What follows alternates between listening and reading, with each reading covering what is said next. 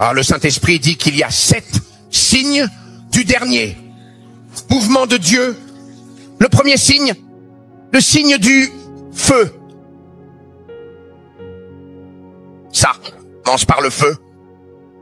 Ça commence par la purification, la sanctification du peuple de Dieu, le nettoyage de l'esprit. Dieu te prendra dans les chambres de feu, dans des cercles de feu. Il purgera ta langue si tu es un prophète. Il te mènera dans les royaumes des mystères et te donnera accès à des capsules, à des langues diverses de l'esprit pour que tu puisses comprendre les mystères de Dieu. Si tu es un évangéliste, il te mènera dans le champ des capacités et des pouvoirs pour accomplir des miracles et changer les cœurs des hommes.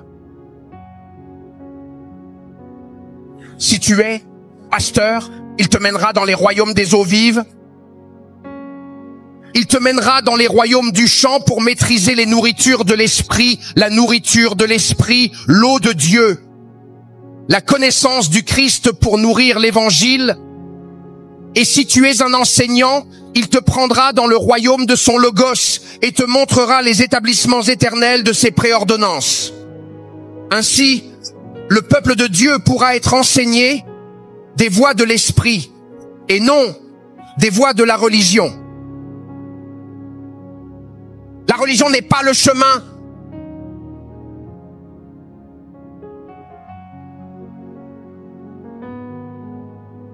C'est un signe de feu. Certains d'entre vous ici seront dans le rêve et vous vous retrouverez dans les royaumes de feu et tu verras des créatures sortir du feu, te prenant dans un voyage pour purifier ton âme, purifier ton cœur, purifier tes intentions et purifier ta conduite. Le ministère et le signe du feu sont l'un.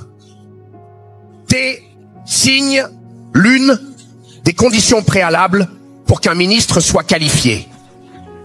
Dans le dernier mouvement de Dieu, veux-tu réussir le ministère de Moïse?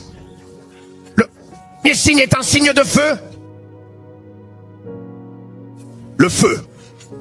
Le début de chaque nouveau mouvement de Dieu. Le feu commence. Chaque mouvement de Dieu. Le Saint-Esprit introduit chaque nouveau mouvement ou mouvement avancé de Dieu par la manifestation d'un feu intense et puissant. C'est pourquoi Dieu te déranger.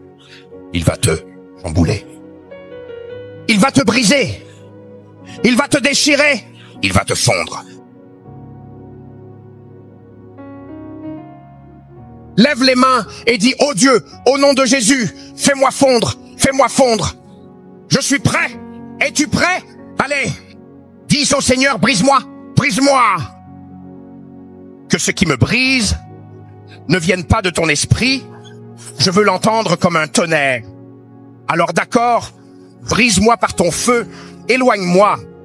Le deuxième signe du mouvement de Dieu est certainement le signe du vent, après absolument le feu.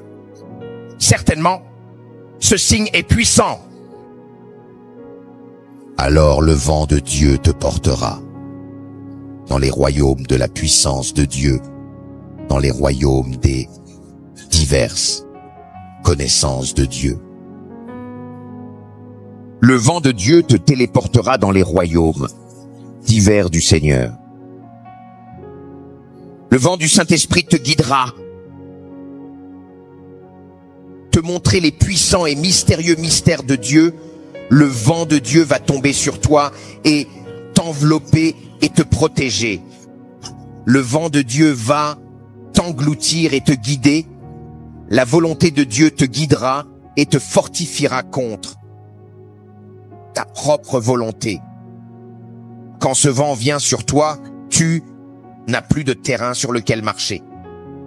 le Seigneur te prendra dans sa main et te déplacera et te réconfortera là où tu dois aller, pas là où tu veux aller. Quand le vent de Dieu est venu sur Jésus, la Bible dit qu'il a été conduit par l'Esprit dans le désert pour maîtriser le diable. Le vent te conduira et te purifiera à comprendre les choses de l'Esprit. Tu commenceras à flotter et te révéleras dans différents royaumes de Dieu quand ce vent commencera à te porter et te fortifiera. Quand nous pensons au signe du dernier mouvement de Dieu, le signe du feu, le signe du vent, le signe de la consécration brute, et te purifiera. Le 4e est un signe de profonde consécration. Le 5e est un signe de résurrection des morts. Le 6e est un signe d'ascension. Le 7e est le signe de la mort. Là où tu es mort. Quelqu'un a dit mort. Tu t'es considéré comme mort à ce monde. Mort aux choses matérielles de ce monde. Mort à tes désirs sexuels. Mort à la cupidité. Mort aux offenses. Mort au commérage. Peu importe ce que les gens disent, tu n'en sais rien. L'homme le plus concentré sur terre est un homme mort. Peu importe combien tu cries, cet homme ne te parlera pas. Même si la femme pleure, il ne dira pas un mot. Il ne dira même pas « D'accord, arrête de pleurer ». Même si l'enfant qu'il aime le plus dit « Papa, papa, papa », il ne répond pas. La Bible dit « Considère-toi comme mort ». Donc il y a une part de Dieu que tu ne peux pas contracter parce que tu es encore bien vivant. Quand tu meurs en Dieu, c'est là. Dieu va t'utiliser. Le courant de l'eau est le mouvement de Dieu.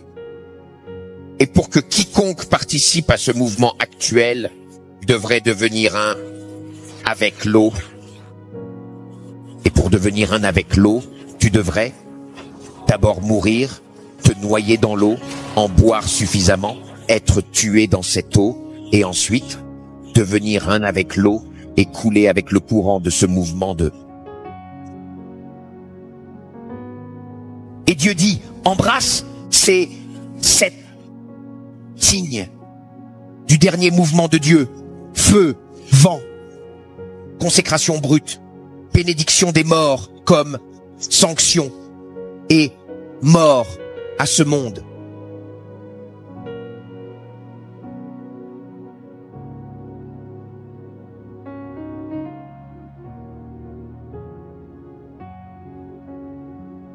Le feu de Dieu ne peut pas passer à travers un homme qui est encore vivant.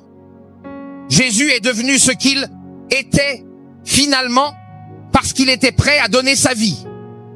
Il a été pendu au calvaire, semé dans la corruption, ressuscité dans l'incorruption. La question ce soir sera, allez-vous accepter les œuvres du Seigneur concernant ces 7 signes du dernier mouvement du Saint-Esprit? Parce que quand tu entres dans la phase des 7 signes, tu vas entrer dans ce que j'appelle le âge de l'éternité.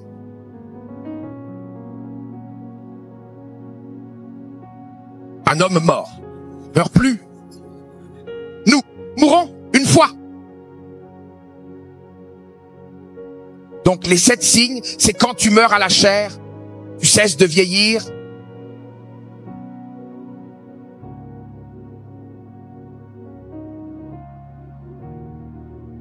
L'éternité est l'un des signes du grand mouvement de Dieu. Le feu est l'un des signes du grand mouvement de Dieu. Une profonde consécration, une connexion brute dans l'esprit, ça veut dire maîtriser les sons de l'esprit. Une profonde consécration, des ascensions dans les dimensions, l'éternité. Ce sont les signes que la gloire de la dernière maison a commencé. Le repos des morts, tu sais pourquoi? Parce que nous allons devenir les précurseurs de la grande résurrection à venir. Souviens-toi que la Bible dit qu'il y a une trompette qui sonnera et que les morts en Christ ressusciteront et nous, notre tribu qui vivons et restons, serons enlevés pour rencontrer le Seigneur dans les airs. Tu sais qu'il y a deux groupes de croyants, ceux qui mourront et seront ressuscités dans les derniers jours et ceux qui vivront et resteront. Bienvenue dans notre tribu, nous ne mourrons pas jusqu'à ce que Jésus revienne, mais un signe arrive et ce signe, c'est que les morts seront ressuscités. Il y aura une grande manifestation de la résurrection des morts.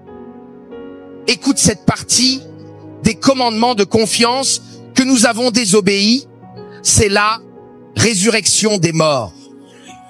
Si tu m'aimes, tu garderas mes commandements, et puis il leur a ordonné d'aller dans le monde en mon nom. La question est, combien de morts as-tu ressuscité? Je me suis retrouvé en garde à vue pour avoir ressuscité un enfant mort. Satan déteste ça parce que c'est la vérité la plus authentique. Que Yeshua est Seigneur. Laisse-moi te dire ceci. L'heure est venue, dit le Seigneur, que vous tous ici serez ressuscités, les morts. C'est un moment de grande importance et de signification profonde, car je stocke votre guérison. Et voyez, si je dis, dit le Seigneur, levez les mains, regardez dans mes yeux. Juste regardez dans mes yeux. La Nation de Feu, une organisation dédiée à la propagation de la foi et de l'espoir, présente avec fierté le Global Roar for All Nations, un événement mondial de grande envergure avec le serviteur de Christ, John, un homme de foi et de dévouement exceptionnel. Courir!